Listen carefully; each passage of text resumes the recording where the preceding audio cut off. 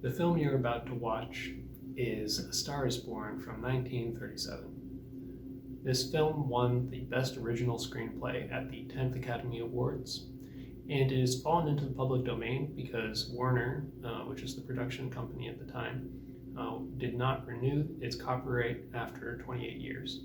And so that's why we're able to show it today, and that's why we have it for you. It's an excellent film, and it's got an honorary award as well for the coloration, because it's one of the first films to have color in it. And so basically, it's an interesting film that I hope you enjoy. All right, let's get into it.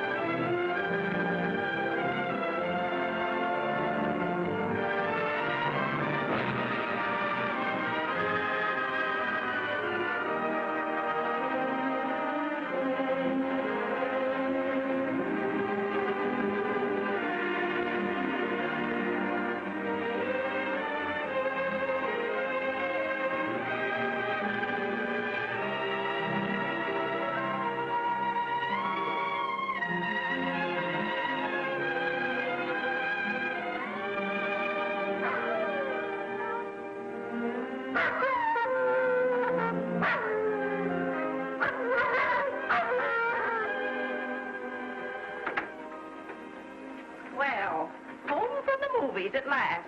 Looks like it, Aunt Mattie. Huh. What, Dad? Hello, son. Well, daughter, how was the moving picture tonight? Lovely. Mice, that's what it was. Just a lot of mice. There wasn't anybody killed in the whole thing. No, well, then I'll stick to these. These don't talk. And that big cluck Norman Maine was in the picture tonight. Never does anything but kiss a lot of girls. Norman Maine is one of the best actors in pictures. You and your movies, that's all you think about. You shouldn't be allowed to go to him at all if you're asking me. Too bad I was so busy in the kitchen. I didn't hear anybody asking you. Hello, Granny. Hello, darling. But of course, no one ever listens to me. I do if they're within 10 miles of you. Gadding around picture shows. House all cluttered up with movie magazines. And the other day, I caught her talking to a horse with a Swedish accent. Sis. We're only young once, you know. Ah. Hollywood. You'd better be getting yourself a good husband and stop mooning about Hollywood. You know what she wants to do? She wants to go to Hollywood. I've known it all along. I've seen her making faces in the mirror and talking to herself. That's what comes of your movies. Why, what would you do if you did go to Hollywood? I'd be an actress.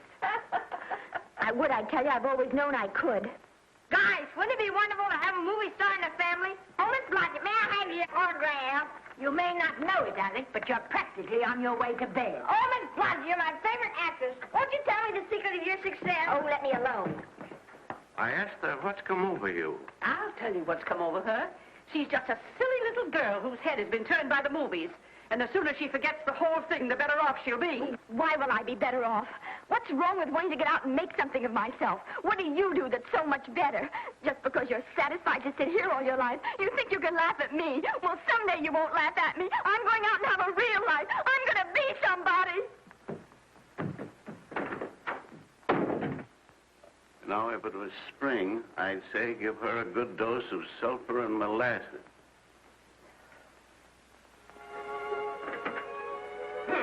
I thought I'd find you. Oh, stop that.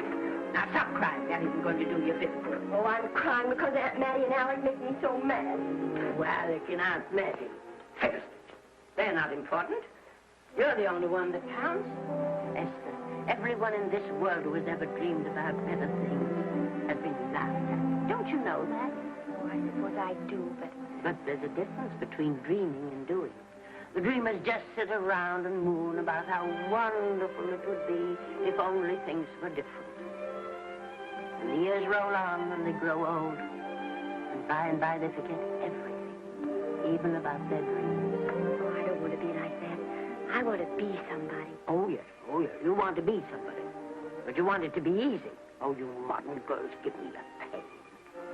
When I wanted something better, I came across those plains in a prairie schooner with your grandfather. Oh, everyone laughed at us. They did it all the other pioneers. They said this country would never be anything but a wilderness. We didn't believe that. We were going to make a new country. Besides, we wanted to see our dreams come true. Oh, Granny, it must have been wonderful. It was wonderful. But don't you think for one single minute that it was easy, Esther Blodgett? We burned in summer and we froze in winter. But we kept right on going and we didn't complain because we were doing what we wanted to do. Can you understand that? Yes, I can. Could you do it? Could you do it even if it broke your heart? Because remember, Esther, for every dream of yours you may come true, you'll pay the price in heartbreak. Oh, I know what I'm talking about. You may not believe it, but I was a young girl once. And a very pretty young girl. A lot prettier than you are. And I was in love with your grandfather. And when some Indian devil put a bullet through him, that is as if it had gone right straight through my heart, too. But I remembered all he taught me. And I went right on.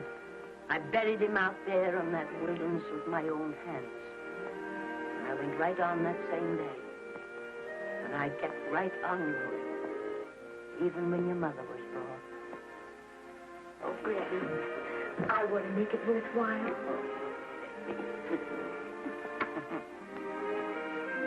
You know, Esther, there'll always be a wilderness to conquer.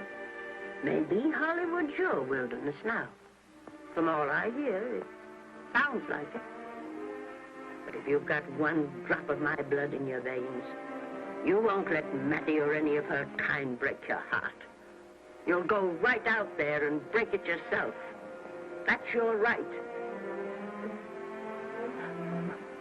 Here. Oh, here. Stop that nonsense. Here. Take this and go to your Hollywood. Oh, I can't take your money. Well, why not? It's your savings. Well, I was only saving up for my funeral. Now I don't think I'm ever going to die. Oh, Granny, how can I ever thank you? By giving me your word of honor that you will never tell a living soul where you got that money. I promise. Remember, if you do, I'll have you arrested for robbing me.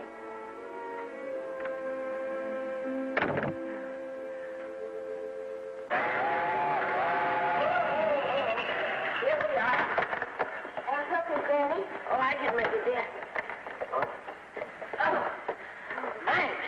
Oh, I kissed Dad goodbye. Just a little kiss. He didn't even wake up. I bet you didn't try that on your Aunt Mattie. Oh, Aunt Mattie. Think of her face when you tell her. I am thinking about it. I've waited for that chance for 30 years. Here she is, girl. Oh, thank you, cousin. Good, huh? Well, come on. Here's your prairie schooner.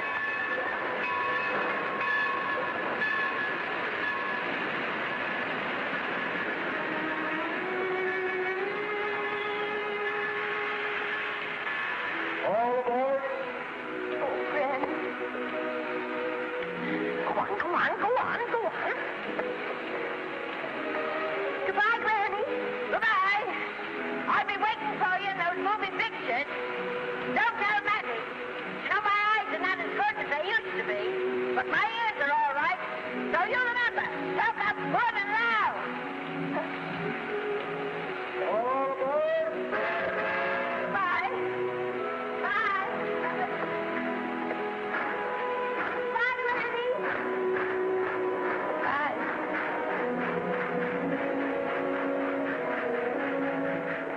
You want to go home? want to, but I will.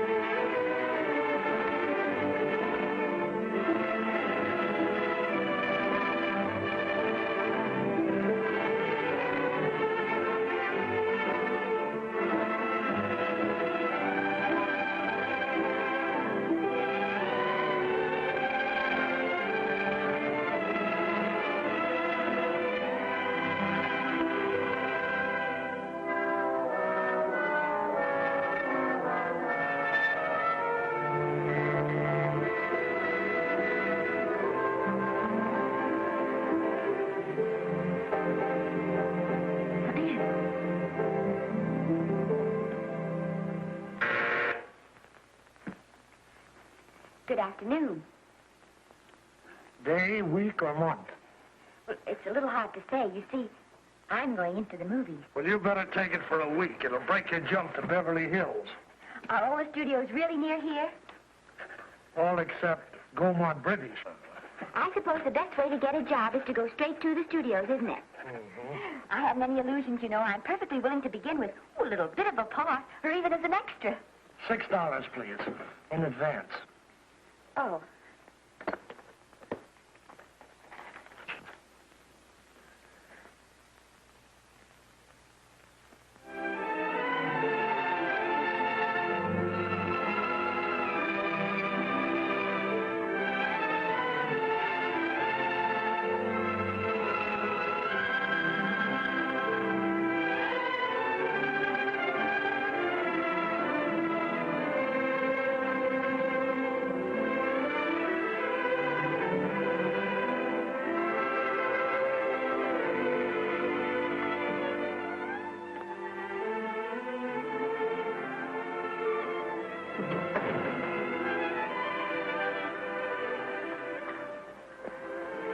I beg your pardon. I'd like to register for extra work. How long have you been in Hollywood? Well, it's about a month now. We haven't put anyone on our books for over 2 years. Come here. I'd like to show you something.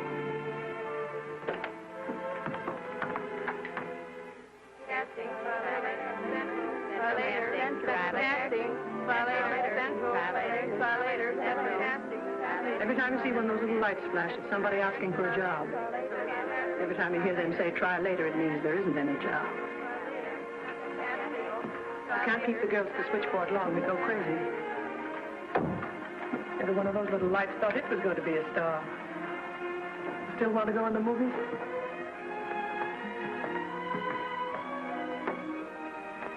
You know what your chances are? 1 in 100,000.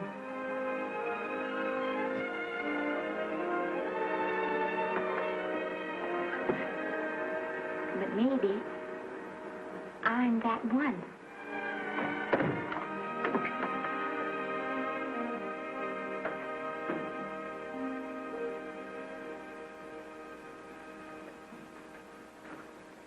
Any phone calls for me, Mr. Randall? Oh, no. Jesse Lasky and Sammy Goldwyn must be writing letters instead. How's the luck today? And there wasn't any. Maybe you don't go at it in the right way. Now take Danny McGuire here. He knows the ropes. Don't you, Danny? Sure, I've had him around my neck for years.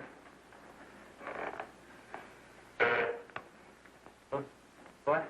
Oh, Miss Blodgett. Danny McGuire, our new tenant. How do you do? Mr. McGuire is a big director. Oh, are you really? Oh, could you possibly use me in a picture, Mr. McGuire?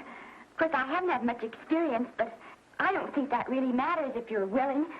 And I Now really listen, feel that... lady. In the first place, I'm not a director. I'm an assistant director. In the second place, if I had any jobs to give away, I'd confer one on myself. And in the third place, you should have stayed back home in the first place.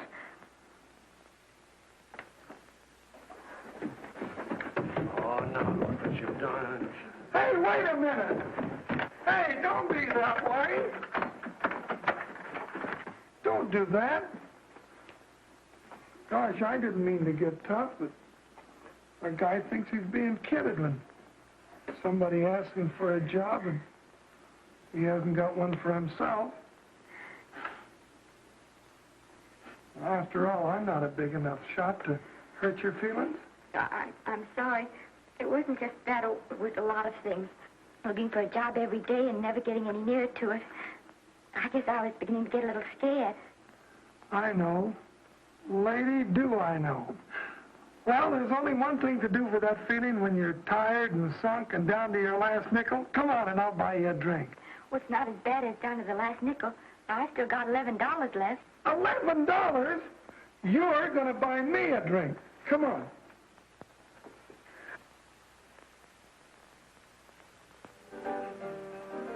That's right, George. There's nothing like a little rum to take away the milk flavor.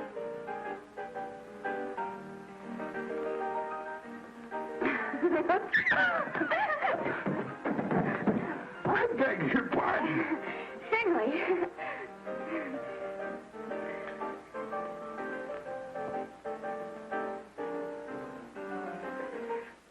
And when I sign my contract, the first thing I'm going to do is see that you direct every picture I'm in. That's my pal. Of course, I'm going to be perfectly nice about it, but I'll just insist. Now, that's the way to talk. Don't let them lick you. Oh, I should say they can't lick me. If they try anything like that, why... I just won't sign. Now, that's right. What have you got to lose? Another one of these and we'll open our own studio.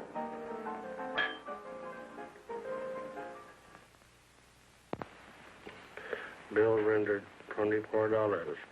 Past due. Remit without further delay. Me.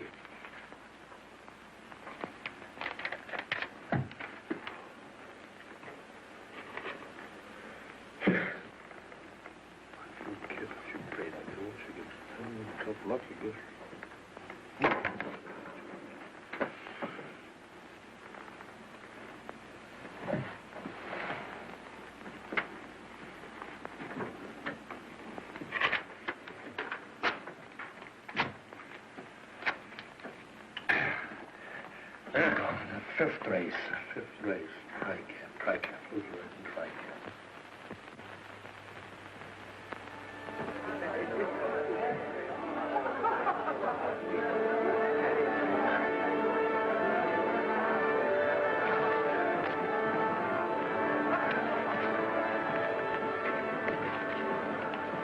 Hey, the program's going to be swell tonight. Now, you take this fella Beethoven. I'm a pushover for him. And Chopin, well, he's not so dusty either. But I kind of wished that once in a while they'd play something you could sort of go out whistling, you know, like Blood on the Saddle, Blood on. Well, there's a tune.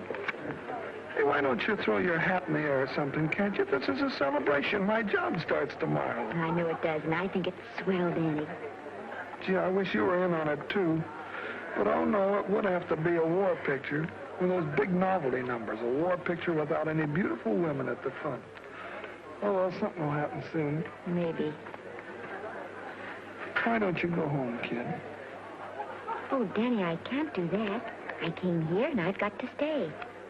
Well, now, if it's on account of money, I can... Thanks, you've given me enough already. Anyhow, this is no time to be worrying. This is a party. Look at all the people. Everybody in the world.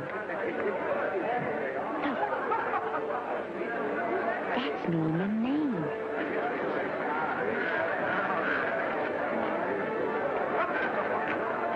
And he seems to have had that one extra cocktail.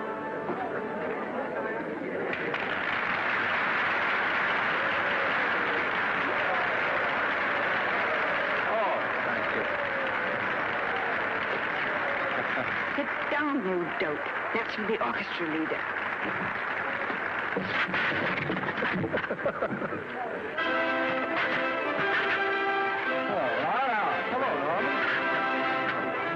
Mr. Maine. Mr. Maine, put your arm around Miss Regis. Otto, this is the Hollywood Bowl. Oh, afraid of crowds. Go on, get out of here. What's the matter? You getting too big to bother with photographers? Don't want any pictures taken now. Oh, is that so? Well, supposing I take it anyway. Well, shove that brownie number 2 of yours down your throat. Thank you, Mr.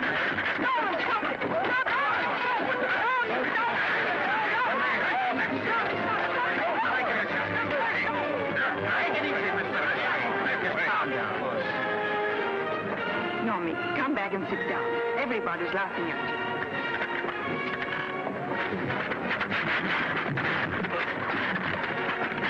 All right.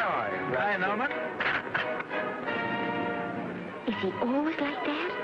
Well, I suppose he has to sleep sometime. Oh, and he's so wonderful on the screen.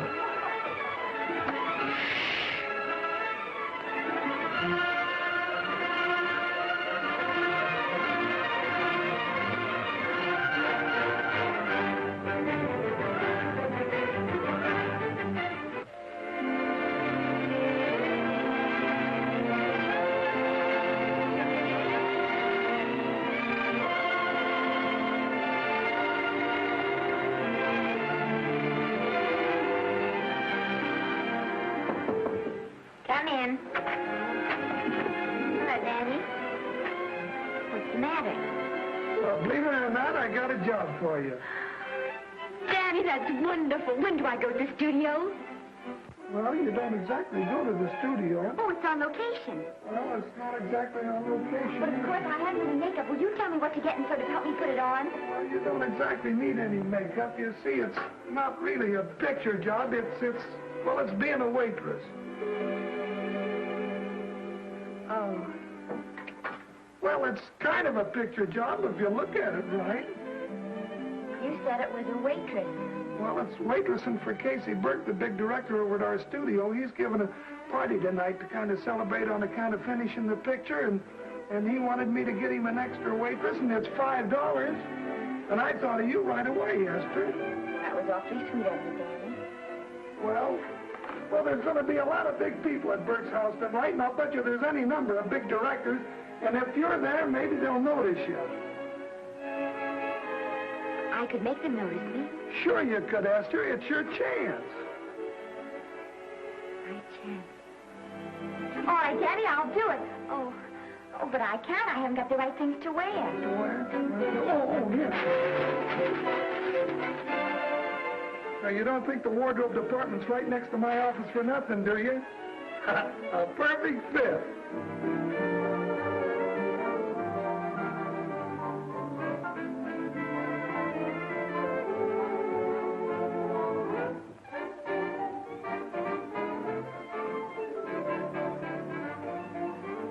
Did you get to the preview last night? I did. Would you like a little hors d'oeuvre? They are very nice. Oh, thanks. Well, what did you think of the picture? They should have saved it for Thanksgiving. What a turkey.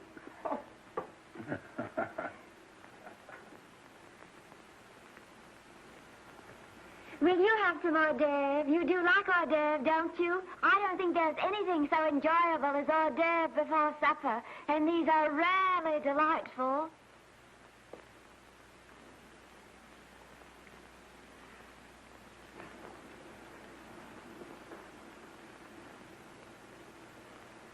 And at the finish, the kid turns around and sings the lullaby to its mother. Pardon me, big boys, but would you like a little hors d'oeuvre? They say they're the best in town. Don't tell me. I know. Mae West. That's a great twist. But where are you going to find a 2-month-old baby that can sing?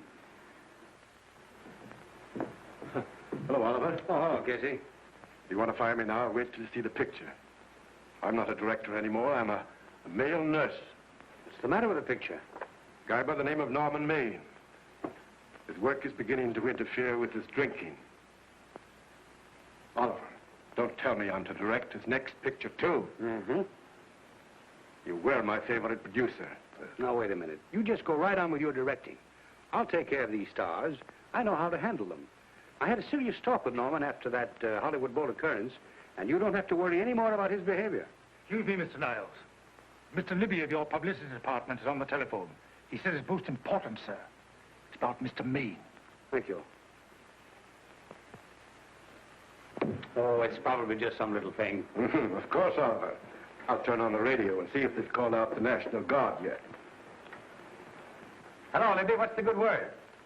Mr. Norman Maine, America's Prince Charming, was apprehended driving an ambulance down Wilshire Boulevard with a siren going full blast. He explained he was a tree surgeon on a maternity case. Well, will it be in the papers? No, it won't be in the papers. But that's a nice, expensive hobby of yours, keeping Mr. Maine's informal entertainments out of the public press. Oh, that's fine work, Libby. Try and see that no one gets to Norman. He's probably home sleeping it off. Oliver. Yeah. Why can't you forget those dopes at the studio for one night? Business, business all the time. I don't know what's going to become of you. Norman, why didn't you call for me? Oh, by darling, why didn't I call for you? In case you've forgotten, I was supposed to come here with you. Oh, that's all right. I got here without any trouble. The only reason I don't slap your face. Yes, darling, I know. Hello, John. Oh, hello, man. What's the matter with Oliver? He looks as if he'd had bad news. Hello, Mary. What's the matter, old boy? Maybe I'm wrong. I guess I've been drinking too much lately. No, you ought to cut it down. It's bad stuff. Scotch and soda.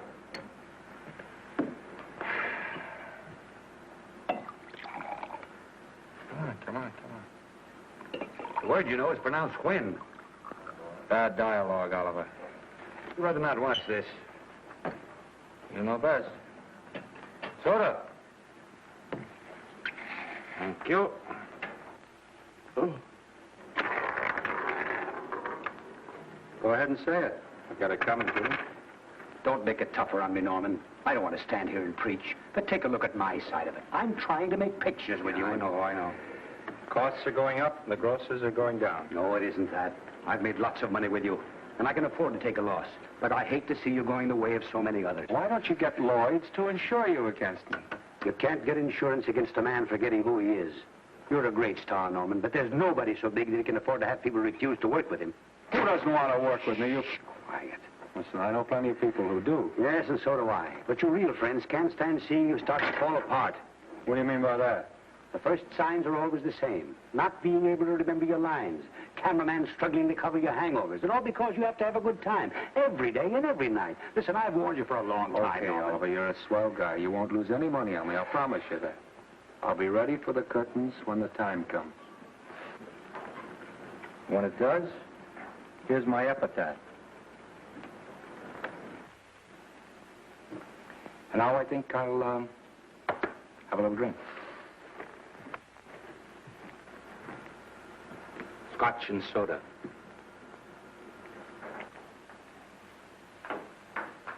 Scotch and soda.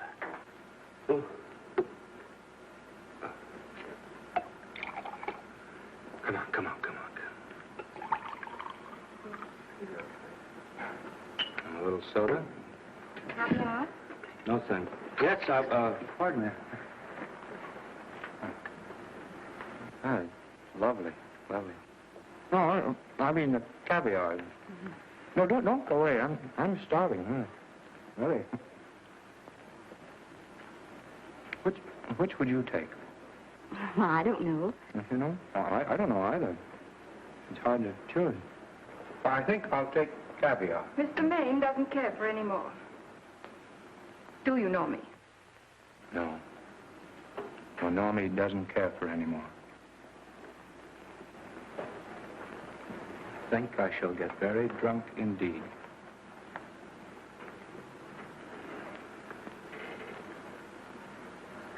Scotch and soda.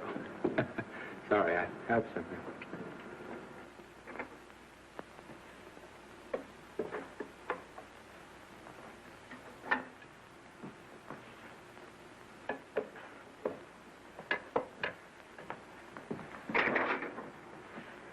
Oh. Mind if I help?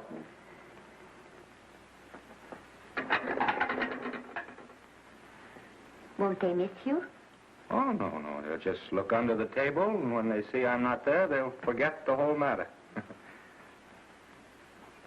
Hey, what's your name? Esther Blodgett. My name's Maine. I know. You do? Ah. What's so funny? I was just thinking about all your fans and how surprised they'd be to see you here helping me put plates away. Oh, they don't know my finer side. They'd be pretty envious of me, meeting you this way in person. Oh, you do? Well, tell me, are you disappointed?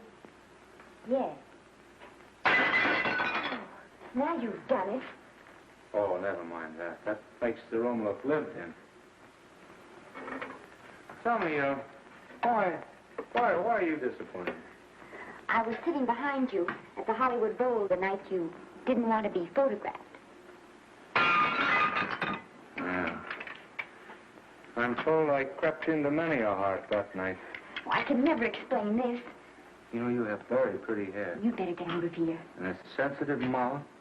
And a charming little... Precisely why are you here instead of with the rest of the guests? I'm just trying to be helpful. I see. Are you sure there's no other attraction? Well, it might be that my old mania for putting plates away is coming back on me. It's rather odd. I always know where I can find you if there's a pretty girl around. It's not only odd, it's embarrassing. You're being deliberately insulting, Norman. I put up with this for long enough. Dear, don't lose your temper. Remember, we must try to keep the voice low. I know you'll excuse us if we go on with our work.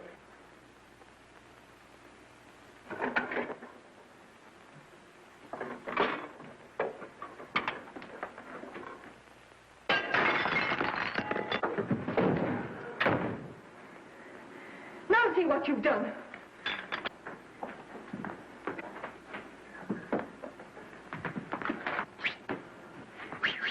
Come here. Help me up. Are you hurt? No more than usual. Come on, the wolves are on us. We got to get out of here. Oh, I can't. The dishes aren't finished. Oh, yes, they are.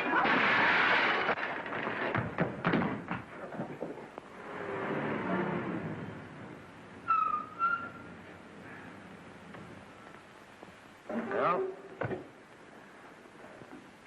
I bet I know what you're going to say now. What?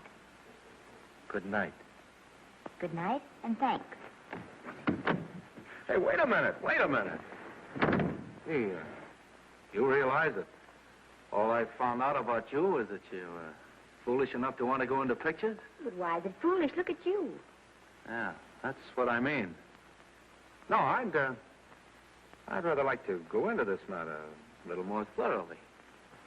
Oh, that's awfully nice of you. So why don't we go on up to my place and talk it over? Oh, no, thank you very much, but I really must say good night. Good night. But you're not angry. No. I'm hungry. Well, why don't you go and get something to eat? Good night, Miss Blodgett. Good night, Mr. Maine. Wait a minute. Peter, the least I can do is to see you to your door. Will I see you again? I hope so. Has anyone ever told you that you're lovely? Well, now you know. Thank you.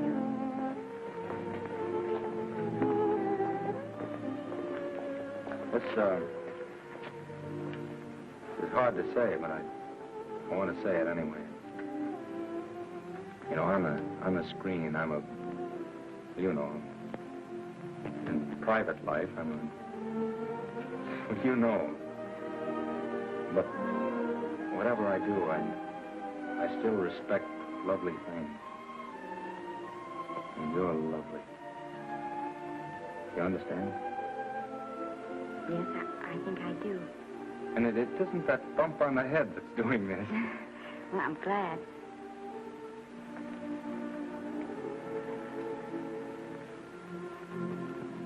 Good night. Good night.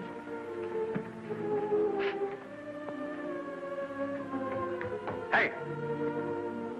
You mind if I take just one more look?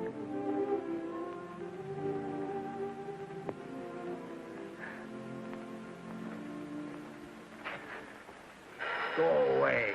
Quite impossible. I wouldn't even consider it. No, no, no.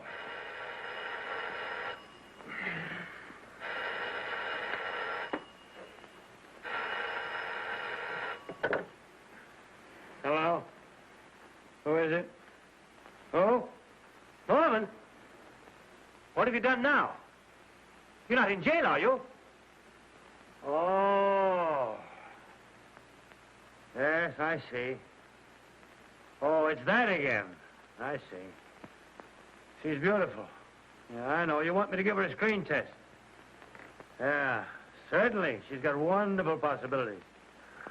Oh, you know she's got something. Well, you knew all the other ones had something, too. Oh, no. I tell you, Oliver, she's got that sincerity and honestness and a... sincerity and honestness that makes great actresses. Oliver, I am so sure of this girl that I want to take the test with her myself. Listen, Oliver, you've worked hard. You're entitled to a break. You get...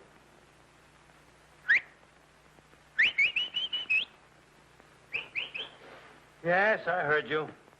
Anything. Anything. Yes. Yes. Yeah. Oliver, look, you try to get a little sleep now, old man. All right. All right, boy. Good night. Now, tell us.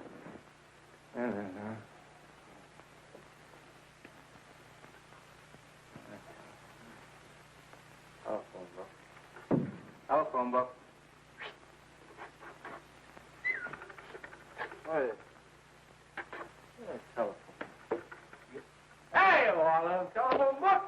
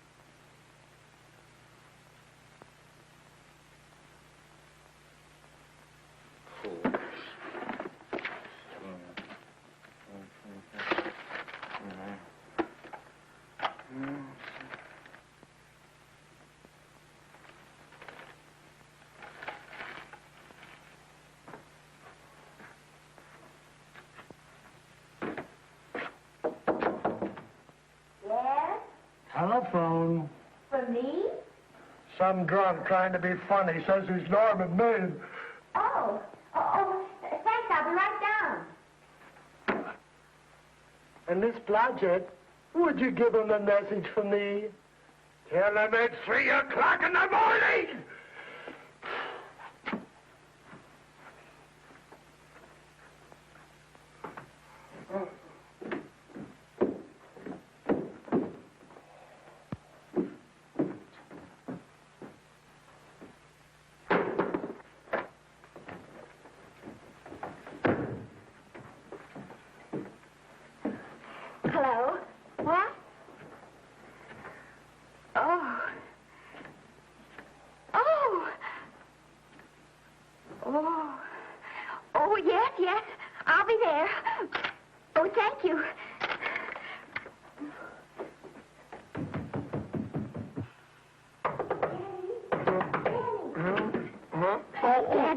think I'm going to take a test tomorrow and Norman Maine's helping me do it?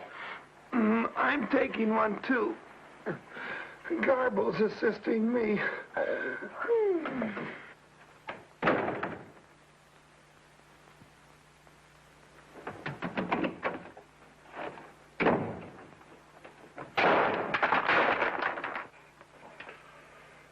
Oh.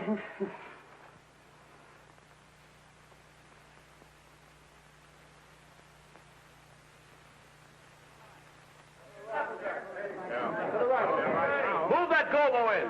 Would it still come out broad? No, the Yankee. Is this light too hot for you, Hanley? Okay, but cut down on your back leg. Put a double on that 90. Bring it down a little. That's it. Now pull it. Pull down on that 150. Ready to take it. Get pulled down on that 150. Okay.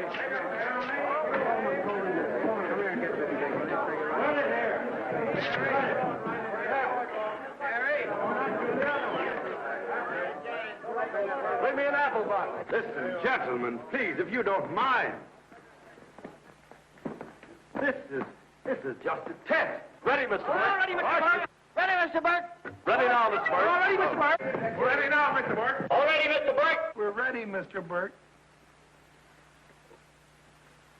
All right, let's take it. Quiet! Quiet! Quiet! Quiet! Quiet! Ready, Norman? Yeah. You ready, Miss, what's your name? You'll soon know your name, Esther. The whole world's going to know it. But I'm so scared. Maybe I better not try it today. Oh, come on, now, don't be foolish. They all had to go through this. Harlow, Lombard, Myrna Loy, and now Esther Blodgett. All right. I'm ready. This is a take. Roll 'em. Quiet. Hey.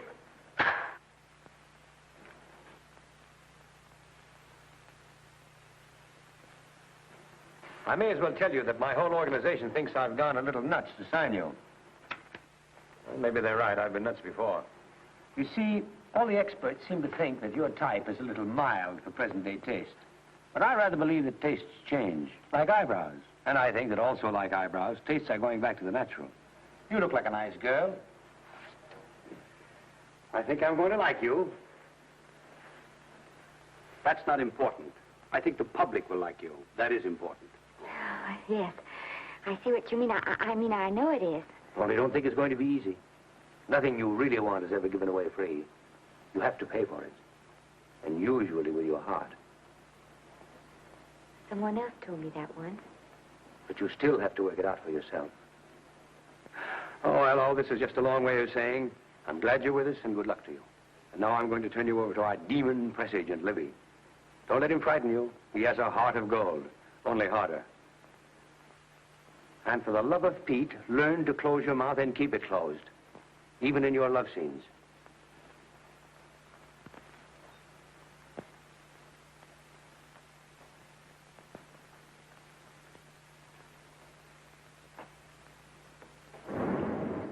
Are you a Russian? No, I was born in Fillmore, North Dakota. Oh, no. First saw light of day in a mountain cabin, a trapper's hut, high up in the Rockies. Go on. Well, I always wanted to be an actress. Dreamed of footlights as Lonely Kitty. Are you sure there's no Russian in your family? Positive. That's a shame. Well, what does your father do? He's a farmer. Social registerite father. Fed up with hypocrisies of 400, sought wilderness for consolation.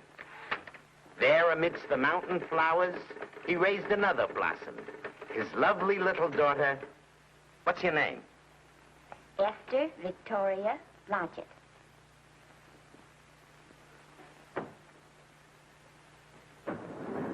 Greatly appreciating your attention in this matter, very truly. Do you know what her name is? Esther Victoria Blodgett. Hey, we'll have to do something about that right away. Esther Victoria Blodgett. Well, that Blodgett's definitely out. Let's see, Esther Victoria, Vicky. How about Vicky? Oh, I think that's terribly cute. Let's see, Vicky. Vicky what? Vicky, pronounced Vicky. See, Esther, Bester, Sester, Dester, Fester. Oh, that's very pretty. Jester, Hester, Dester, Lester. Vicky Lester. Oh, I like that. Say it. Vicky Lester. Say it again. Vicky Lester. Say it again. Vicky Lester. Say it. Vicky Lester. Say Vicky Lester. Vicky Lester. Vicky Lester. Vicky Lester. Vicky Lester. Flash. Oliver Nile Studio discovers new starlet, a Cinderella of the Rockies. Her name is Vicky Lester. Those who have peeked tell me she couldn't be more divoon. The face of an angel and such natural talents. Her voice is a symphony. Her very walk, they tell me, is enough to drive men mad.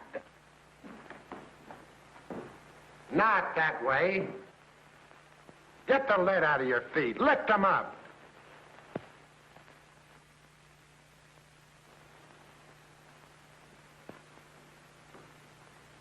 That's better. It's terrible, but it's better. The quality of mercy is not strained. It droppeth as the gentle rain from heaven. Cease. Through the mouth, my child, through the mouth. The nose is for smelling roses. Proceed. Does she have to look surprised all the time?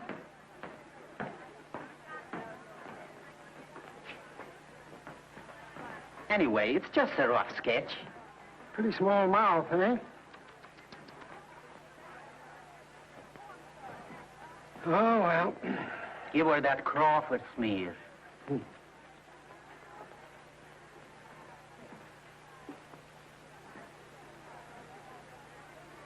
This'll give her that deeply yeah.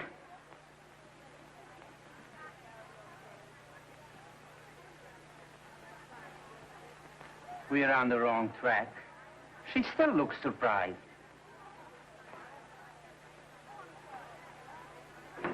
Listen, drunk people, we're shooting on the set this morning, not in the commissary. Now, come on, snap into it. Acme Trucking Company? No. Mr. Smith is not in.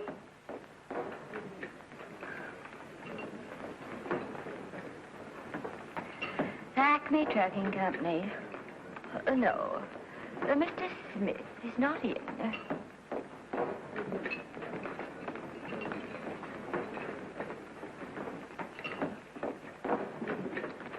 Good morning. What can I bring you, Mr. Maine? That just shows how long you've been here.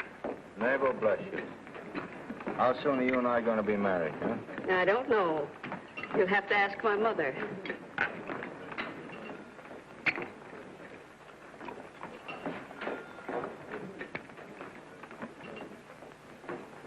Acme Trucking Company? No, Mr. Smythe is not in. Acme Trucking Company? No, Mr. Smith is not in.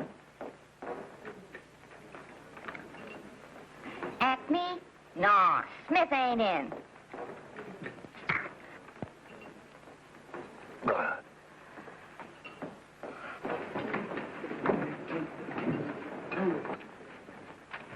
Acme Trucking Company? I'd like to speak to Mr. Smith, please. Mr. Smith is not... Oh, Norman. What's all this between you and Smith? I've got a part. It's only one line, but it's in the picture.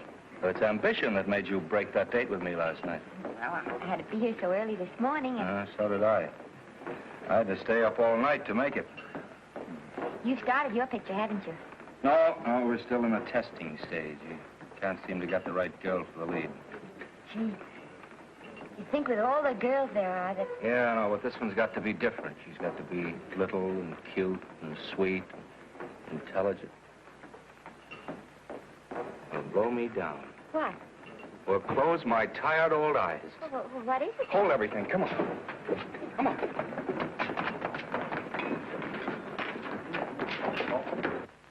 Well, you've been through the whole casting directory. I'll work day and night, Mr. Niles. And I'll work with her, Oliver. And I can be mean or nasty or anything you want, Mr. Niles.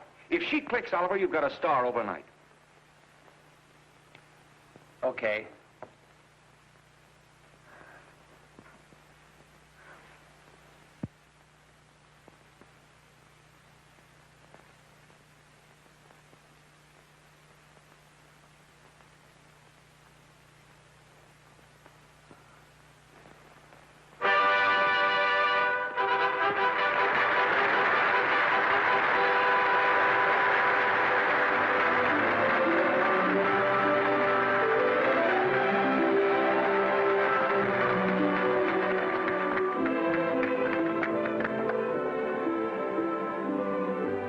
At the end of the picture.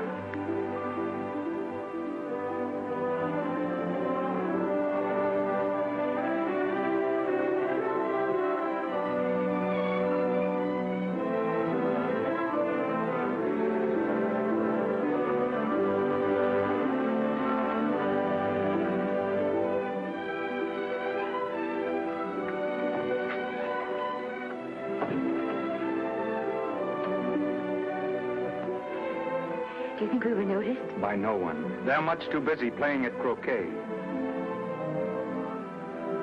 I've loved you all my life. But we only met 2 days ago. That's when my life began.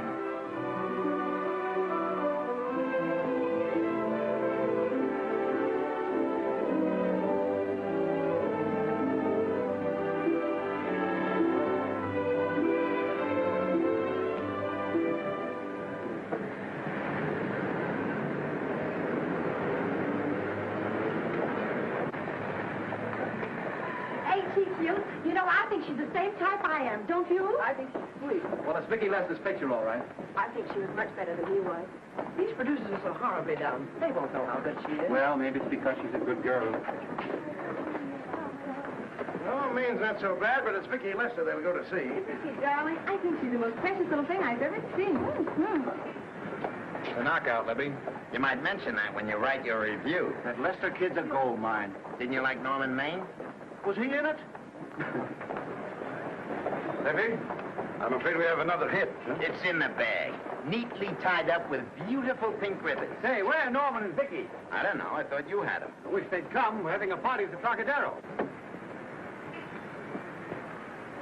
Isn't it thrilling running away from people? Norman, it's so exciting, So new. A star is born. Come on, run.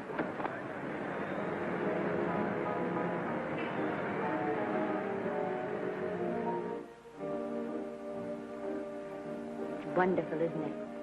A crazy quilt. Oh. It's a carpet that's spread for you. All yours from now on, you know. Come, Esther. You're a success. You'll have everything in the world you want. I hope it'll make you happy. Hasn't it you? Then there was one thing I never had. Lots of times I told myself I'd found it, but I always knew I was lying. Still, I never stopped looking for it. Maybe it'll come. Well, I think it has come, Esther. I only wish it went too late. Oh, but it's not too late. No, you can't throw away your life the way I've thrown away mine and have anything left that's good enough. No. You can. Norman, you can. You mustn't tell me that, Esther. I'm so afraid that I'll believe it.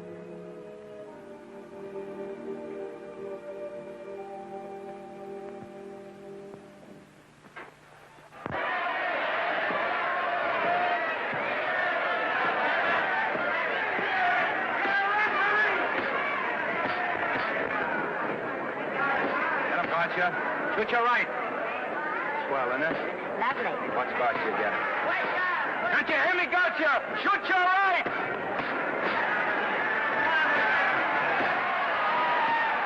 He's down! Gotcha got him! Gotcha got him! He did, didn't he? Yeah, but he'll be up, though. You like it? Sure I did. You like me? Sure I did. That reminds me, will you marry me? No, thank you. Come on, Gotcha, finish him. Why won't you marry me? Wasn't that dependable? Hey, shoot your right! Throw away your money? Break him up in there, break him up. Drink so much. Suppose I quit drinking. Yes? Come on, gosh, you shoot the light in there, the light. Suppose I save my money. Yes? There he goes, let him have it. Suppose I became absolutely dependable on all occasions. Yes?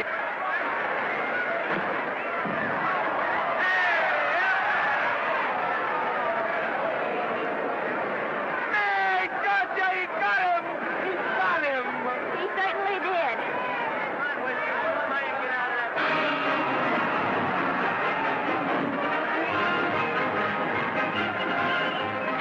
Gee, that was a beautiful fight. Norman, What, dear? would you do all that for me if I said I'd marry you? No, certainly not. I was just supposing. We're going to be married. Guess I didn't read that line right. I'll try it again. We are going to be married. Both of us. Yeah, to each other. What do you think of that? Well, when? Where? Well, we thought we'd elope in the conventional manner. What's the matter? It's trying to decide whether it's good for the studio. Is it? It is. And bless you, my children. When's it going to happen? Oh, we thought we'd just sneak out sometime. We're not telling anyone but you. Listen to this. The screen's ideal romance blossomed into breathtaking reality today when Vicki Lester and Norman Maine, America's dream lovers, slipped quietly through the portals of holy matrimony. How does it sound? Horrible. But you see, we're going to elope. Sure you are. It'll be the biggest elopement this town ever saw. We'll get a tie-up with the Army, have you escorted all the way down to Yuma by 20 of their new bombing planes. Is he going with us? Don't you think we can work this thing out better alone? No sense in bothering the happy couple with all the details. I'll see to it that you get a carbon copy of the whole layout. I can hardly wait.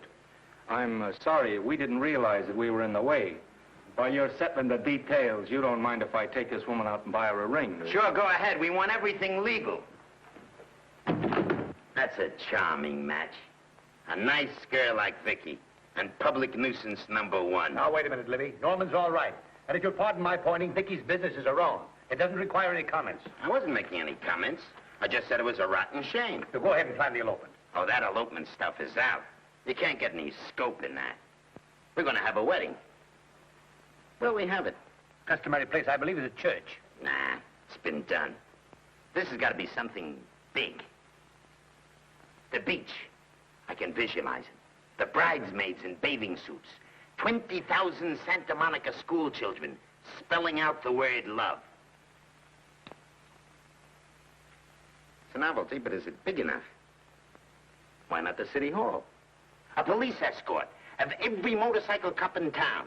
Sirens screaming, confetti pouring out of buildings like the Lynwood reception in New York, only on a big scale. What's the matter? Isn't it big enough? And now, if any man can show just cause why these two may not be lawfully joined together, let him now speak, or else hereafter forever hold his peace. Do you, Alfred Henkel, take this woman as your lawful wedded wife? Will you love, comfort, honor, and keep her in sickness and health as long as you both shall live? I will. Do you, I beg your pardon.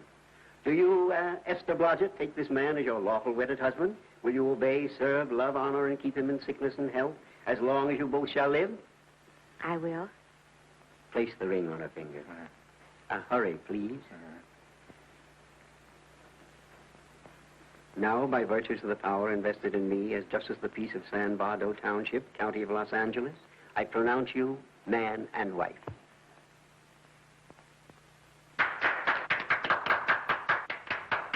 Quiet! And now I must exercise my prerogative of office. I hope you'll be very happy, Mrs. Hinkle. Thank you. Thank you, sir. Oh, Thank you Danny. very much. Now, if you'll please sign the license. Oh, yeah. You know, Mrs. Hinkle, I can't help but believe I've seen you somewhere before. Oh, really? Well, I believe this is the first time I've ever been in San Bardo. You know, your face is familiar, too, Really? Mr. Hinkle. There you I are, sir. Thank you very much. Oh, thank you, sir. Thank you. Goodbye. Goodbye. See you again. Yes, goodbye. No, I don't mean I'll see. No. Yeah, I think he got by with it. But it was close. That JP was just beginning to remember where he'd seen it. Well, anyway, we got away from Libby. Hello, Toots. If you will be kind enough to glance between my shoulder blades, Mr. and Mrs. Henkel, you will find there a knife buried to the hilt. On the handle are your initials. Lovely to have seen you, Libby. Hold it, wait. Hold it, Danny.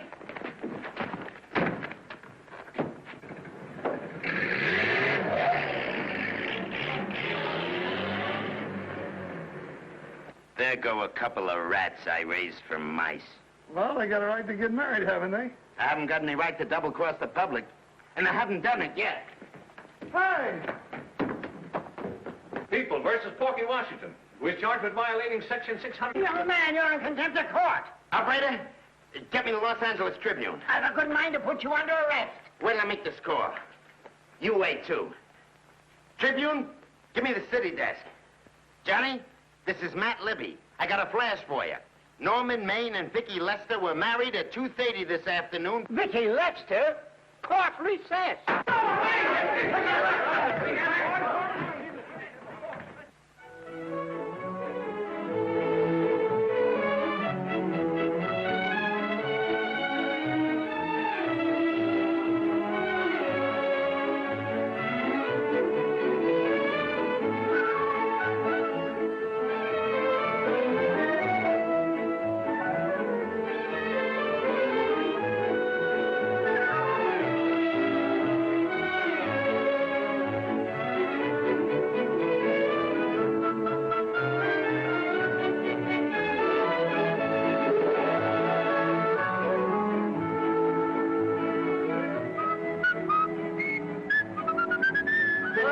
Give me a horse, a great big horse, a great big buckaroo, and let me wahoo, wahoo, wahoo!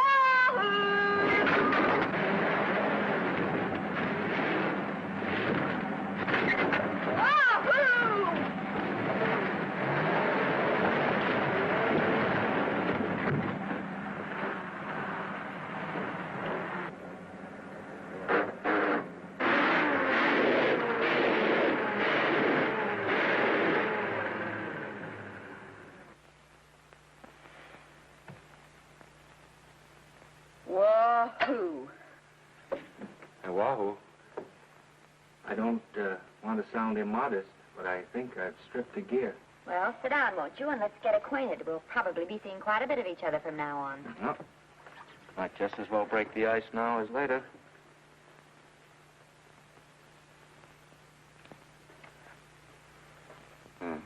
Now we're old friends. Hey, have I got time for a shower before dinner? Plenty, if you can find the shower. I never can remember where that thing is. Does it pull out or slide under? Here, I think I can find it. Nope, it's the linen closet. Here it is. Nice work. Oh, half the time those things are just luck. I'll see if I can disinfect this steak.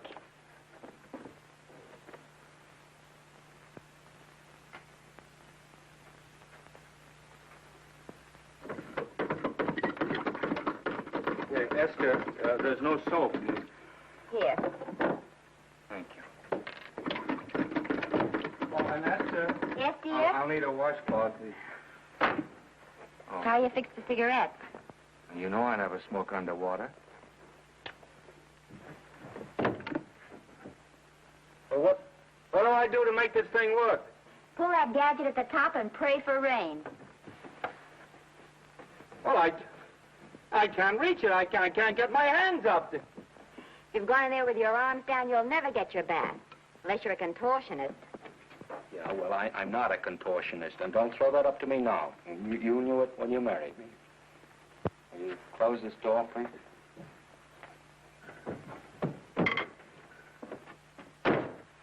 Thank you.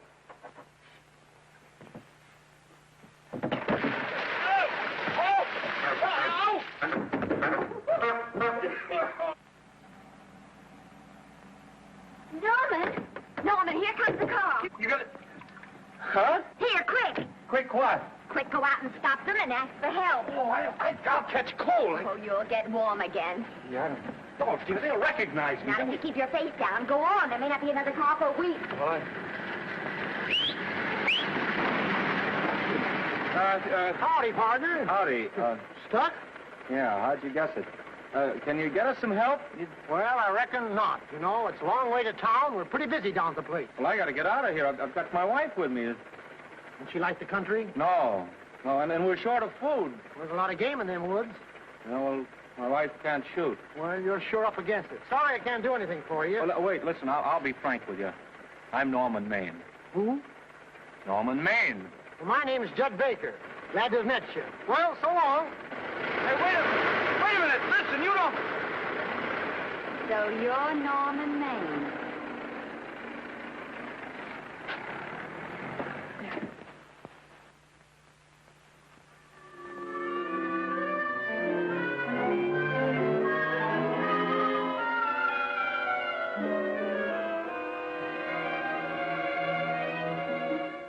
I got my prestige to look out for. I'm supposed to be the best publicity man in the racket, and they laughed themselves sick when I even try to get a decent mention of Maine. Yes, I know how sensitive you are, Libby, and I don't like to see your feelings hurt. Thanks, boss. Now, Vicky, there's a dish for free space. But if Maine swam across the Pacific, the papers would keep it a secret. Well, the exhibitors don't like him, the critics don't like him, the public don't like him, and I don't like him. Who likes him?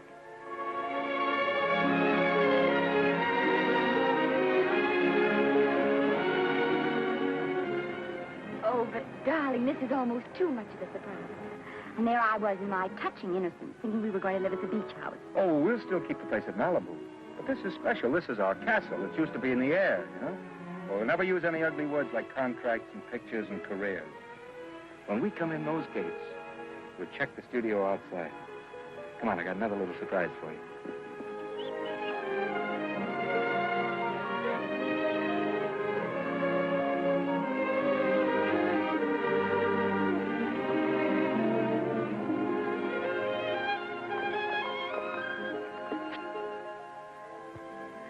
Oh, Norman, it's lovely. So are you lovely. The whole world's lovely. Hey, hold it!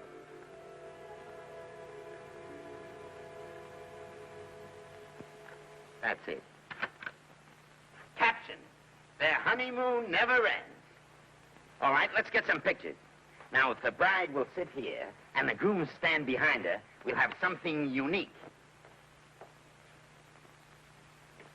Now let's go after something different. You sit down and she'll stand up. Pretty radical, isn't it? Yeah, but in a nice way.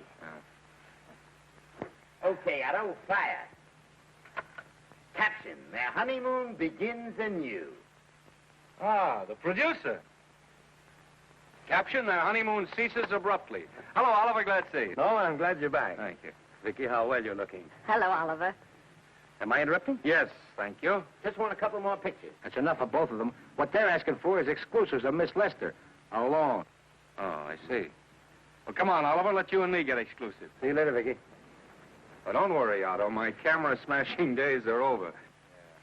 They ain't your only days that are over. Oh, hold that, Miss Lester. Gorgeous. Well, Oliver, how's the dividend situation? Very pleasant. I think we'll show $2 million on the next quarter. Oh, smart move of mine to sell my stock, eh? Oh, well, when you need money, you need it. Well, some people save up for just such an event. There's bound to be a rainy day occasionally. Yeah, but as a citizen of California, I've always refused to admit that. Yes, I know, but still it does rain. Well, anyway, you can thank me for some of those dividends of yours. Mm-hmm. Oh, can't you? Oh, sure, sure. That was a little too quick, Oliver. What's the matter? The Enchanted Hour was a smash hit, wasn't it? Well, it made Vicky a star overnight. Yes, it should have. What about me? Oh, let's talk about business at the office, Norman. Beautiful pool you have here. Beautiful. Oh, now let's talk about it here. Didn't they like me? Well, maybe the pot wasn't just right. It was the best part of the year. Look, Oliver. You think I'm slipping? Can you take it? Yeah, go ahead. The tense is wrong. You're not slipping. You've slipped. Oh, my fan mail's still big. Norman. Fans will write to anybody for a photograph. It only costs 3 cents for a stamp, and that makes photographs cheaper than wallpaper. But every 25 cents they pay for a theater ticket buys them the right to be a critic. And your last few performances, Norman, have not pleased your critics.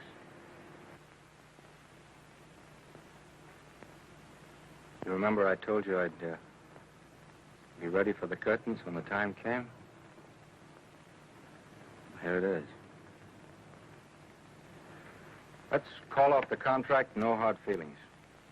We're not quitting, either of us. There's no explaining these things. We've all seen how the public turns. Maybe we can turn them back. I've got a swell script lined up for you. About Esther. You think that I'm going to get in her way? Well, as a matter of fact, as it happens, there's no part in this story for her. I'd more or less planned to star her in a picture of her own, with that young Pemberton opposite her. He's coming along nicely. Good for young Pemberton. All right, Oliver. We'll make a try at it. Let's hope it's not too late.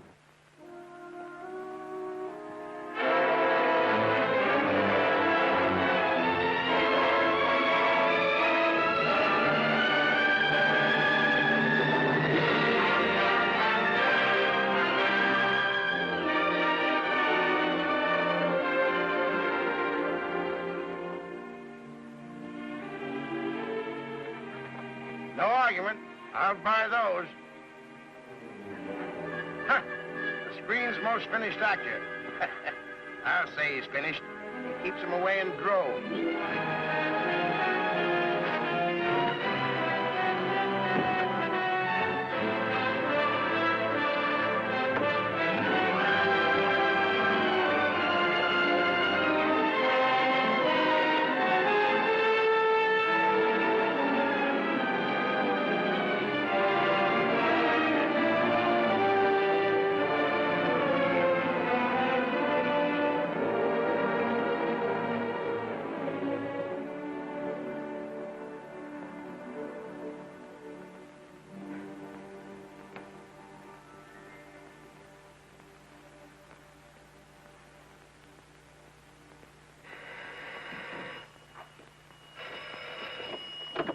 Hello?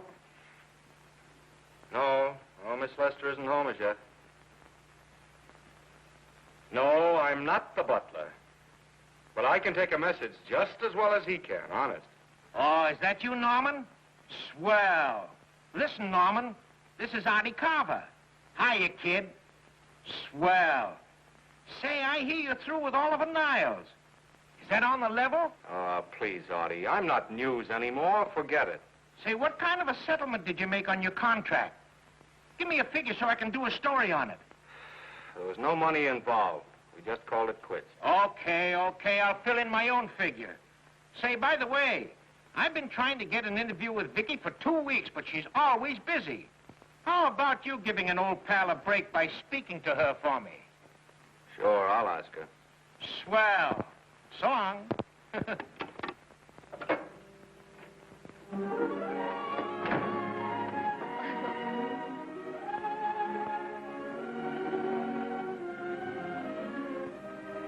I didn't mean to be late, darling, but Casey wanted... All right. You're here now. What's new today? Nothing. Haven't been out of the house. Let's go somewhere tonight. No. You're tired. We'll stay in. I'm not tired, really. Oh, yes, you are. You've got a hard day ahead of you. Anyway, I see so little of you, I'd like to have you to myself. Oh, but it's a servant's night out. We haven't any... Yes, we have. I fixed a little snack with my own lily white hands. I'm learning to cook in my spare time. Then I think I'll marry you. I get it. You want to make an honest cook of me. Comes in on wheels in this joint.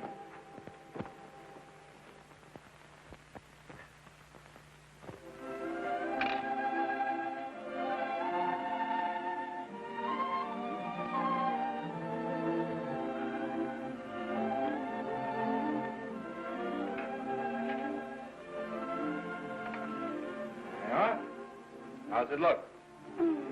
Wonderful. Huh? That's what I thought. Now then, don't be formal, just pitch in.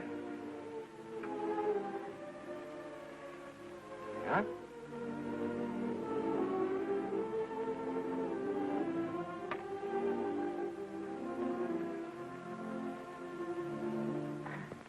I'm afraid my mouth's not quite big enough. I'll measure it next time and make them to size.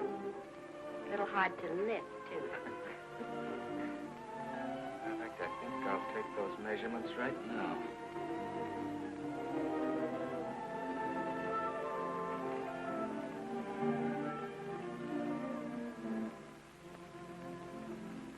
That's what I wait for. All day.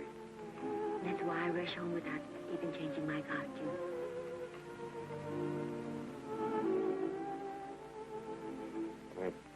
We're forgetting that we're hungry. Would you like a sandwich? Thank you. I still have a little work on this one.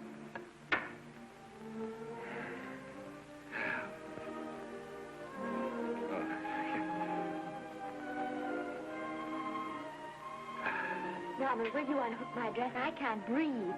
Hmm? You know, all the time I thought it was the kiss that made you breathless. A lot of hooks, huh? Why don't you have a zipper? That's a good idea. You better? Yes.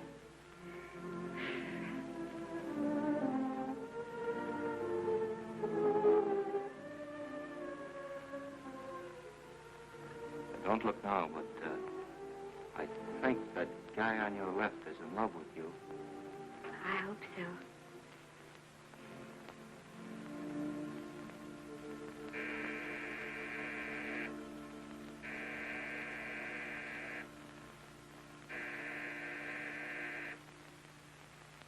The doorbell. Is it? Maybe they'll go away. Oh, I never do at a time like this. Come here. Just a minute, dear. I'll be right back.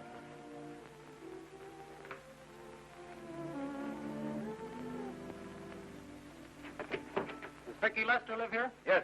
I got a package for her. I'll sign for it. Who are you? I'm her husband. Oh, sure. I'm right here, Mr. Lester.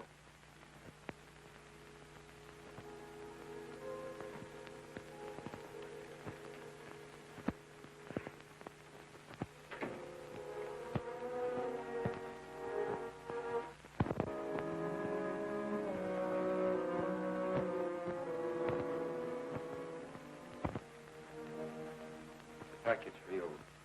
Oh, by the way, I forgot to tell you, they want you for a benefit at the Shrine Auditorium next Wednesday night.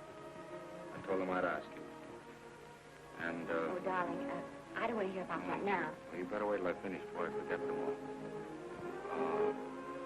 The Academy dinner secretary phoned. She wants to know if you want a table reserved for you. Oh, yes, Artie Carver called and asked if I'd use my influence with you to get him an interview. I told him I'd try. That was all, I think. Oh, Norman, let's don't talk about those things now. We're forgetting the wonderful food you prepared. Oh, I'm not very hungry now. I think I'll fix me a little drink. But no.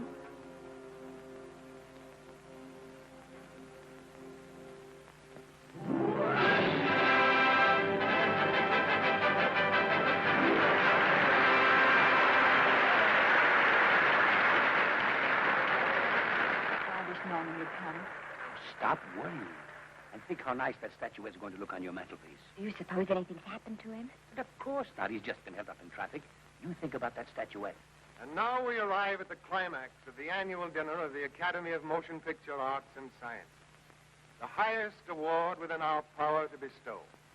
We have already applauded with our hearts as well as our hands, while awards are being given those gentlemen who during the past year have rendered distinguished service to the motion picture industry. We now pay honor to the ladies, or rather to one lady. We offer to her the Academy Award for the finest performance of the past year. She has already had the world's acclaim, but this is the tribute of her fellow workers, the men and women of this industry. It is not only my pleasure, but my privilege to present this award to the actress who created the unforgettable Anna in Dream Without End, Miss Vicky Lester.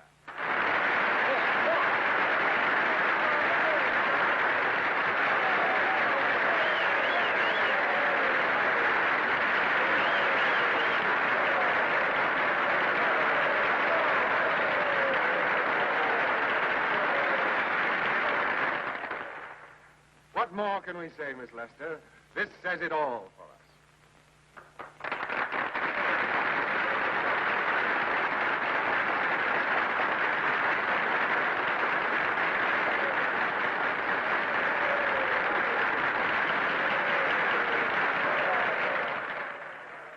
Ladies and gentlemen, when something like this happens to you, and you try to tell how you feel about it, you find that out of all the words in the world, there are only two that really mean anything. Thank you. All I can do is to say them to you from my heart. All I can do is to keep on saying them. Hey, that's fine. All the same. That's a very pretty speech, my dear. Very pretty. You said the right thing. I want to be the very first one to congratulate you on that valuable little piece of bric-a-brac. Now I want to make a speech. Gentlemen of the Academy and fellow suckers, I got one of those once for a best performance. They don't mean a thing. People get them every year. What I want's a special award, something nobody else can get. I want a statue for the worst performance of the year. In fact, I want 3 statues for the 3 worst performances of the year, because I've earned them. And every single one of you that saw those last masterpieces of mine knows that I've earned them. Libby, start the music. What I'm here to find out is, do I get them or do I get them? Now answer yes or no.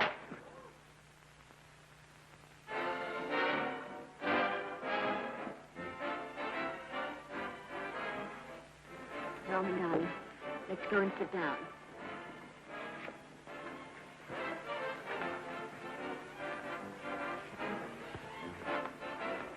Come on, Norman, sit to that. That's for you, Norman. Hello, Norman.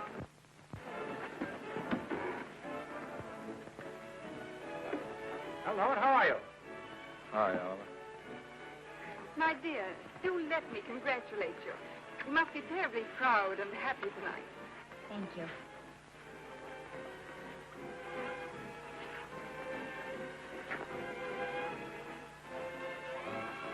Somebody give me a drink.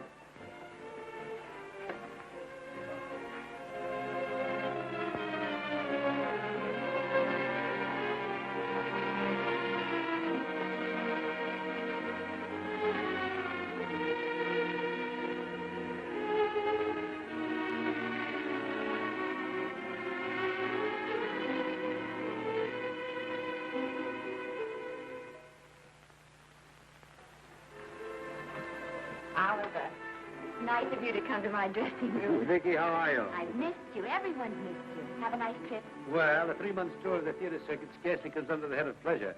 But the way they're screaming for your pictures all over the country.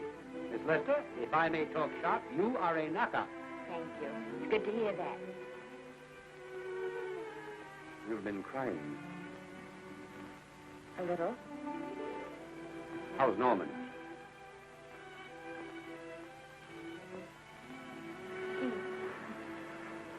Well, he's trying awfully hard, Oliver.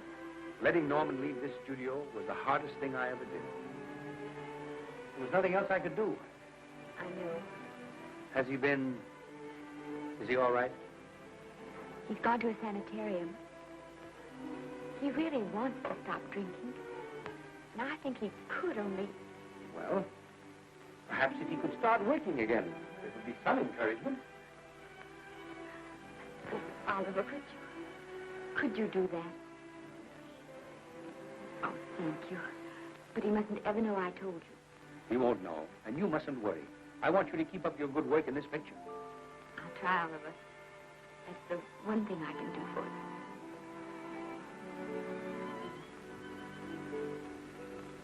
you. If you'll just sit here, Mr. Niles, I'll have Mr. Maine brought down. Thank you.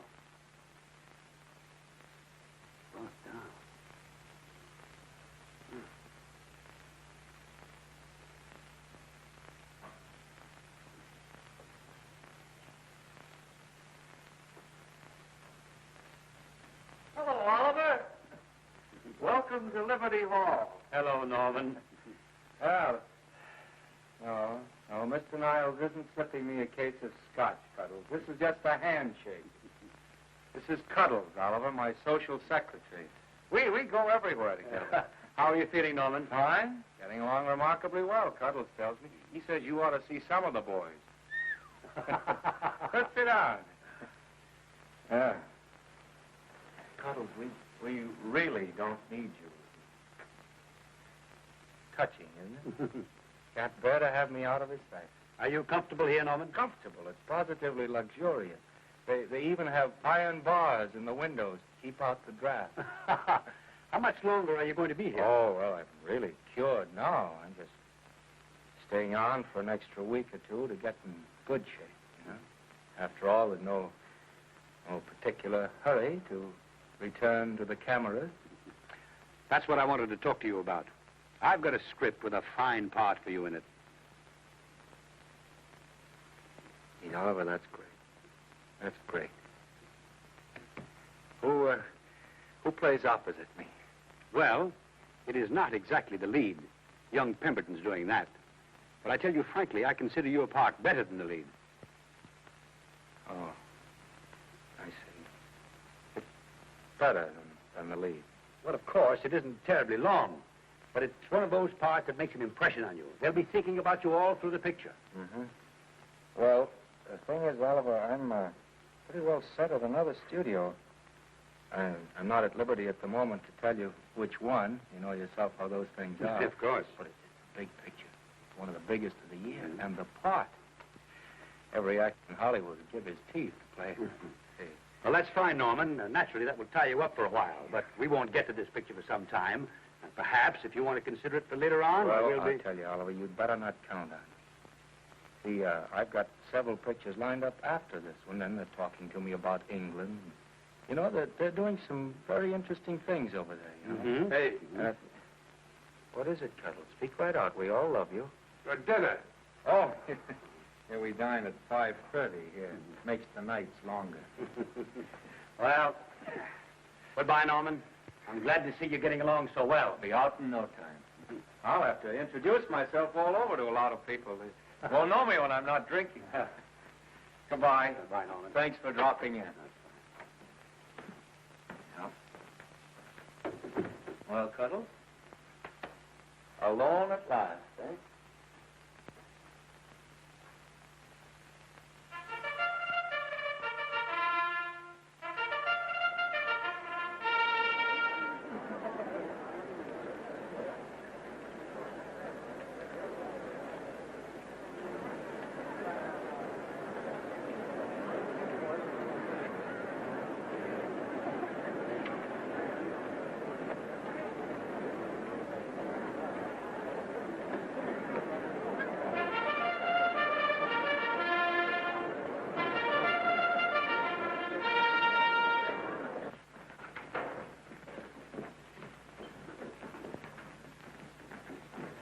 Bert?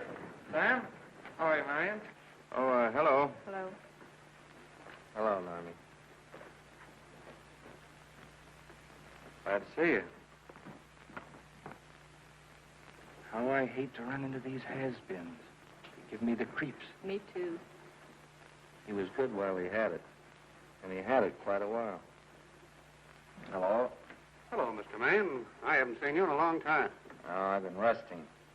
Ginger ale, please. Ginger ale and what? Ginger ale and ginger ale. A new leaf? A whole new book. Thank you. Scotch straight. Hello, Libby. Why, it's Mr. America of yesteryear. Do they let you wander about now without a keeper? Oh, sure. I'm a trustee now. Didn't expect to find you at Santa Anita. What do they do with the actors while you're away? Oh, they cut them into slices and fry them with eggs.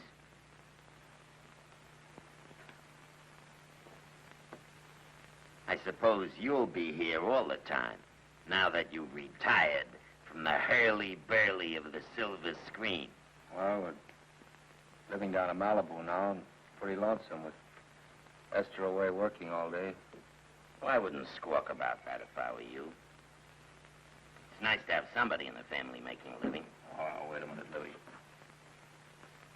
I don't want to forget that we're friends. Friends, my eye. Say, listen, I got you out of jams because I had to. It was my job, not because I was your friend. I don't like you, and I never have liked you. Nothing made me happier than to see all those cute little pranks of yours finally catch up with you and land you on your celebrated face. Pretty work, Libby. Always wait till they're down, then kick 'em. I don't feel sorry for you. You fixed yourself nice and comfortable. You can live off your wife now. She'll buy you drinks and put up with you even though nobody else will. Wait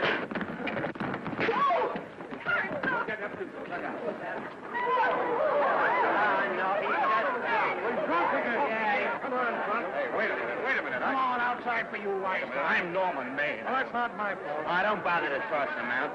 He's harmless. All right, Mr. Libby, if you say so. Sure, let him go. What can he do? He can't fight any better than he can act. Norman Maine. Oh, he's drunk again. Why, he's been drunk for years.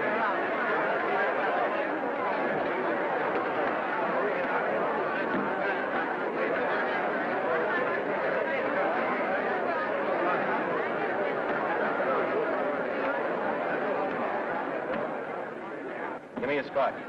Double. Leave the bottle here.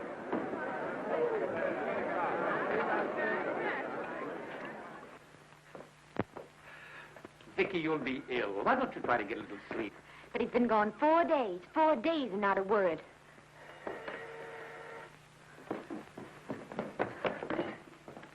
Oliver, I can't. I just can't. Hello? No, this is Oliver Niles speaking. What? Where? Thank you. What is it? Nothing. Oliver, tell me. He's in the night court. He's been arrested on a drunk charge. Now, he's all right. He isn't hurt. I'm going right on and get him out. I'm going with you. Vicky, it isn't any place for you, and if it gets in the papers, What there'll do be... I care about the papers? I'm going with you.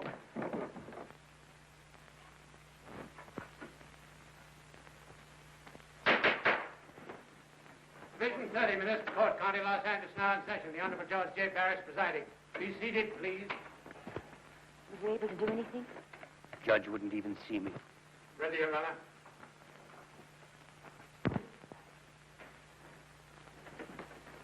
I want to advise you that you're entitled to be represented by counsel, to be confronted by the witnesses that may testify against you, to compel witnesses to attend on your behalf to a public and speedy trial by the court or by a jury, and the right to be admitted to bail. Call the first five. Gregory, Hale, Maine, Rodriguez, Johnson. Come on, boys, get over. Go ahead. Move along. William Gregory. Plain drunk, picked up at 5th in town. Asleep in the gutter. 14 similar offenses in the past 6 months. Still at it, Gregory. How do you plead? I don't feel so I didn't ask you how you feel. I asked you how you plead. guilty, I guess. When did you get out the last time? Just before Christmas. Well, I'm sorry you'll have to miss New Year's. You'll be out in time for Washington's birthday, 60 days. Milton Rails. Plain drunk, picked up on Brooklyn Avenue, given treatment at receiving hospital, then removed to jail. How old are you, Rails? 17, sir. Did you take a good look at those men in the cell with you last night? Yes, sir. And have you taken a good look at yourself this morning? No, sir. Well, I suggest that you do. $5 or 2 days. Sentence suspended. Oh, Judge. Alfred Henkel, more commonly known as Norman Maine. Drunk and disorderly. Cracked car into tree at Sunset and Coronado. Evidently been drinking for days. Resisted arrest and injured one of the arresting officers. How do you plead? Guilty. You're Norman Maine, the actor, aren't you? You've come pretty low, haven't you? There isn't a man here who's had the advantages you've had. Look what you've done with them. You're nothing but an irresponsible drunk, driving about the streets with the power to inflict death or injury on innocent people. I think we'd better deny you that power for a while. 90 days in the city jail. Please wait.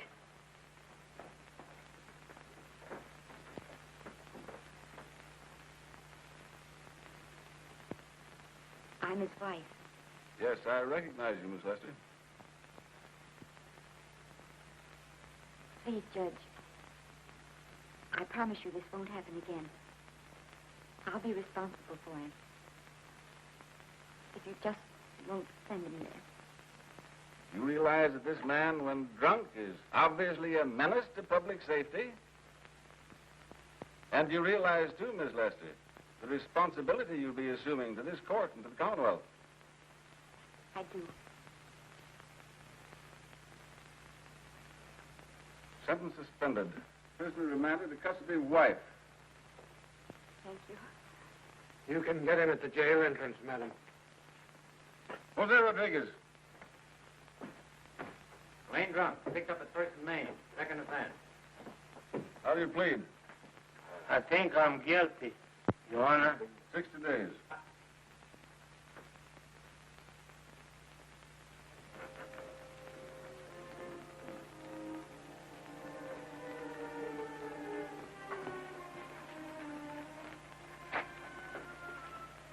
Yeah, I'm so tired. Hold it, Mr. Maine, for picture. Oh, no. What about a statement for the press? Oh, no, please.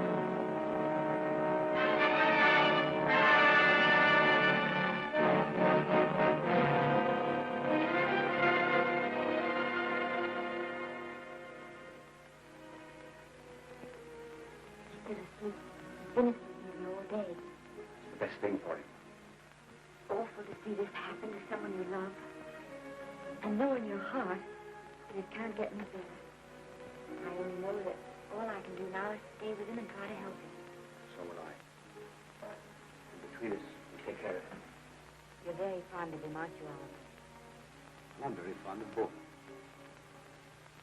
Then I know you'll understand what I have to tell you. And after what happened last night, I think you already know what it is.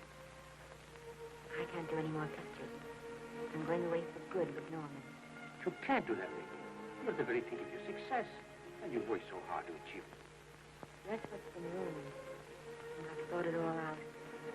Maybe if I hadn't been away from him so much, last night and what went before, it wouldn't have happened. And I know it's too late to think about that now, but it may not be too late to go away with him and start over somewhere. It's your life you're giving up, Vicky. So I can try to give Norman back his. Can you honestly tell me I'm wrong to do it? No, Vicky. I cannot honestly tell you that. Then there'll be no more Vicky Lester.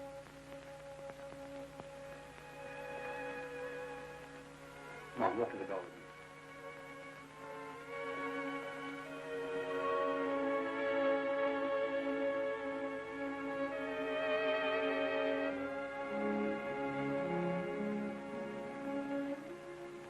Goodbye, Vicky Lester.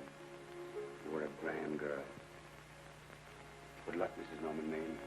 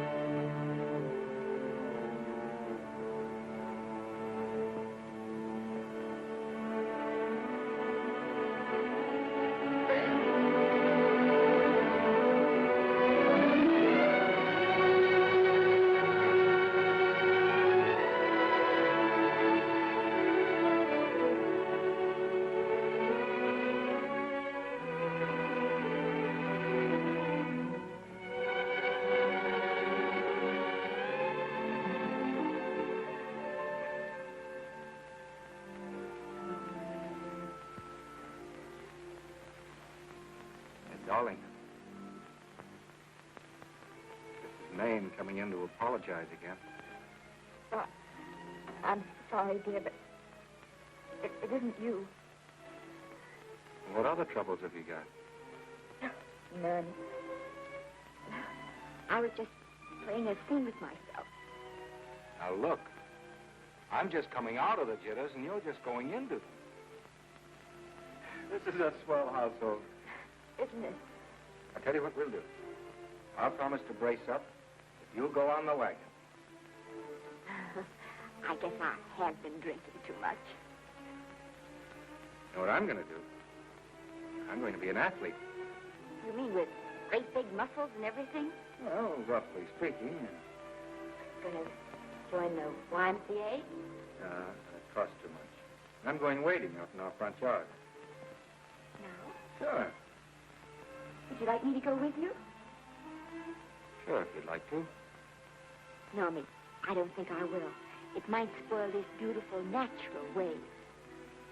Yeah, I guess that's right. But, darling, look, could you have a hot toddy, and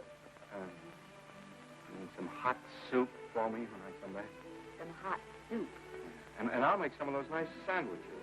No, Miss, do you have to?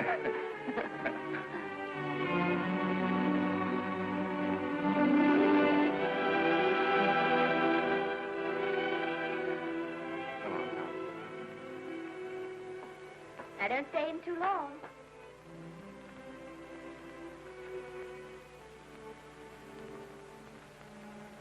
Hey! Mind if I take just one more look?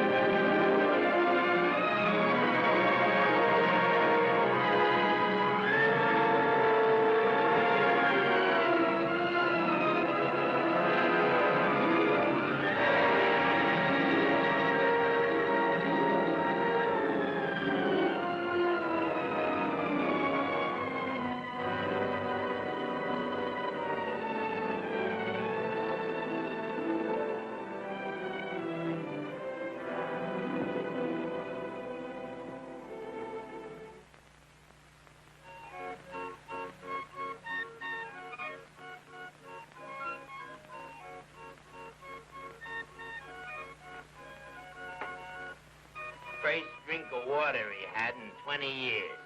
And then he had to get it by accident. Pardon. How do you wire congratulations to the Pacific Ocean?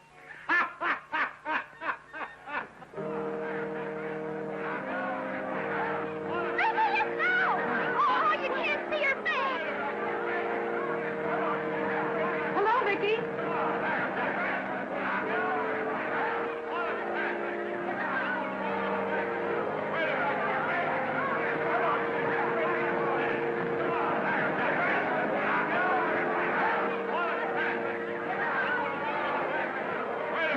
Can't you? Come on, Vicky, let's see your face. Vicky, will you sign my book for me? Write Mrs. Norman Maine. Don't you care, Vicky? You get over it. Stand back, can't you?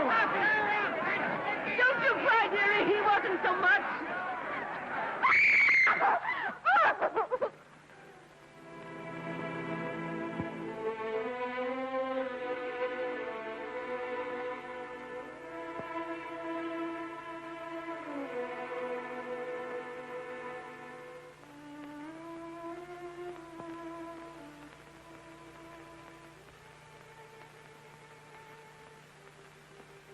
Do you mind if I take just one more look?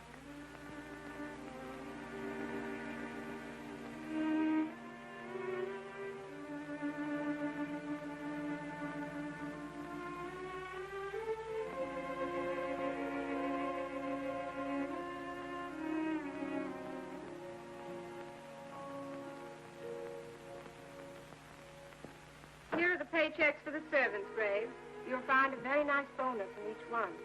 Miss Lester asked me to thank you for your kindness and service. If there's anything I can do for the little lady, I should be glad to do it. She would appreciate your attending to the closing of the Beverly Hills house. Put down those trunks. Put it down, I say. Well, where is she? In the bedroom. Who are you? I'm her grandmother.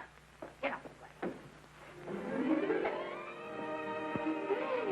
Esther, Granny, darling. Oh, I'm so glad to see you. What made you come? Oh, I know when I'm needed. Now get out of here. Go on, get out of here, all of you. I want to talk to my granddaughter alone. I came just as quickly as I could, but I'm going home. I sent you a wire yesterday.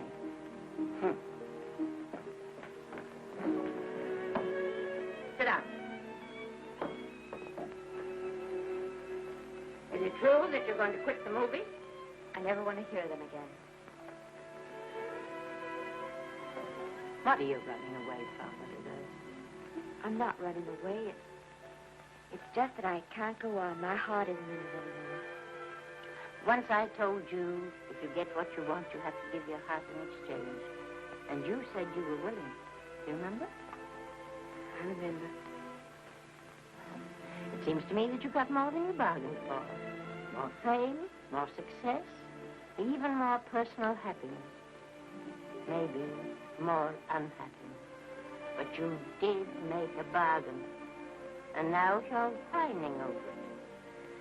I don't think I'd feel so very proud of myself if I were you, Esther. I'm not, Granny. My mind's made up. Oh, and I'm sorry I gave you the money to come out here. You just wasted. Oh, but Granny... I was proud of you, Esther. I was proud to be the grandmother of Vicky Lester. It gave me something to live for. Now, I have it ended. I know. Oh, I want to be strong, but I can't go on. You must. Tragedy is a test of courage. If you can meet it bravely, it will leave you bigger than it found you. If not, then you'll have to live all your life with a coward. Because no matter where you may run, you can never run away from yourself. I never knew Norman Maine. He wrote me a very sweet letter when you were married. He said you told him how much I meant to you. And I know just how much you must have meant to him. You know, Esther, I can't believe that wherever he is, he can be very happy, knowing that his death broke the spirit of the little girl he praised me so highly for raising. And I can't believe that he can be very proud, knowing that all his great love did for you was to make you a quitter. The car is ready, Miss Lester. We'll have to go now to make the train.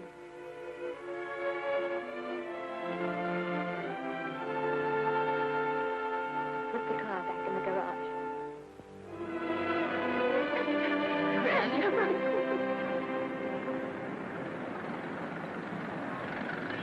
The entire picture industry has come to the Chinese theater for this opening tonight.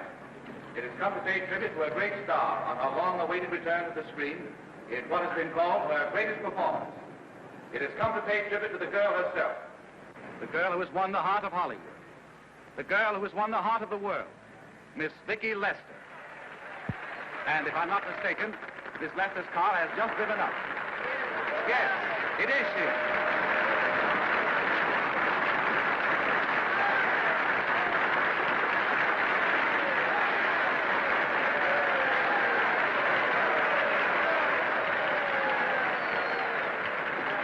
I hope this doesn't scare you too much. I scare very slowly, young man. 6 o'clock, folks, please.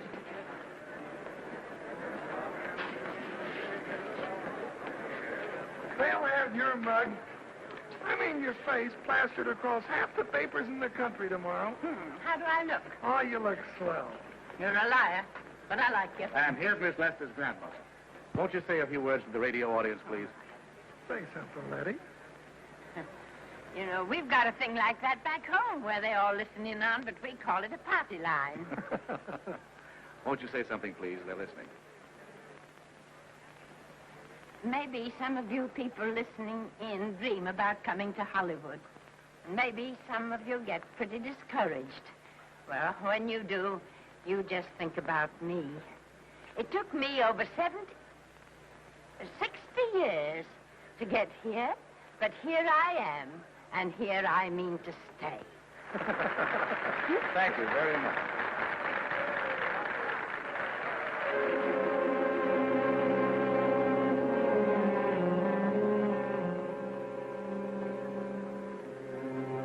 Miss Lester.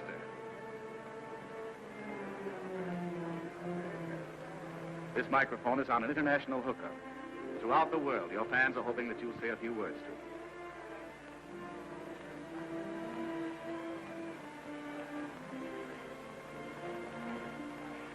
Hello, everybody. This is Mrs. Norman Maine.